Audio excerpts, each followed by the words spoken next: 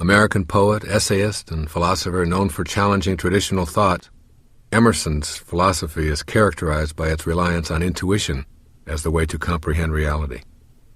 Listen to this excerpt from Self-Reliance by Ralph Waldo Emerson.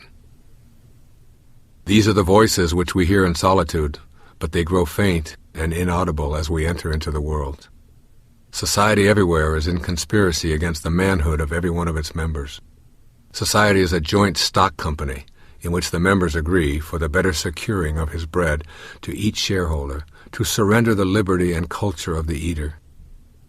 The virtue in most request is conformity. Self-reliance is its aversion. It loves not realities and creators, but names and customs. Whoso would be a man must be a nonconformist. He who would gather immortal palms must not be hindered by the name of goodness, but must explore if it be goodness. Nothing is at last sacred but the integrity of your own mind. The ideas of this one essay, Self-Reliance, have influenced all of my writing, and I consider Emerson to be one of my greatest teachers, even though he passed on well over a century ago. Ralph Waldo Emerson was known as much for his essays as his poetry. In perhaps his best-known and most frequently quoted essay titled Self-Reliance, this provocative American author, known as the father of the Transcendentalist movement, outlined in depth the basic tenets of what it means to be your own person. I can still remember the impact this essay, Self-Reliance, and its contemporary Henry David Thoreau's essay on the necessity of civil disobedience had on me when I was a 17-year-old high school student. In this brief excerpt, Emerson speaks to the necessity of being a nonconformist in order to be fully alive, and of the need to resist enculturation. Society demands conformity at the expense of individual liberty, he asserts, which is to say that it demands that you fit in or be an outcast. Emerson insists on the integrity of the individual mind, maintaining that it is essentially sacred. Now remember that Emerson was also a minister who is informing us that the mind is what is sacred, not the rules, not the laws, not the societal mores, but your mind. Further on in Self-Reliance, Emerson declares, "No law can be sacred to me but that of my nature." This profoundly courageous statement is from a fearless man who knew that divinity and sacredness are not in the institutions of the church but in the minds of individuals. Our conduct makes us divine creatures, not our memberships. How we use our minds as free-thinking people is what makes us sacred, not how well we cite the laws to protect our malice or vanity. When you stop to consider most of the evils that have been perpetrated on humanity, they have virtually all been accomplished under the protective custody of society's laws. Socrates was murdered because the law said it was proper to dispose of intellectual dissidents. St. Joan was burned at the stake because it was the law. All of the male babies in an entire country were systematically murdered because it was the rule. When my own mother was born, 1/2 of the population, that is 100% of the women, could not vote in America because the rules said so.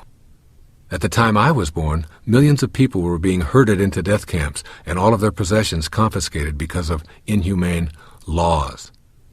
It was the law that required black people to sit in the rear of buses, drink at separate drinking fountains, and live lives of separate and inferior opportunity. So please don't cite the laws and rules of society to justify your actions. People who truly understand what is meant by self-reliance know they must live their lives by ethics rather than rules. It is possible to find some obscure law or rule or societal tradition to justify virtually anything. Those who do not give priority to the integrity of their own mind will indeed cite laws to explain why they do what they do.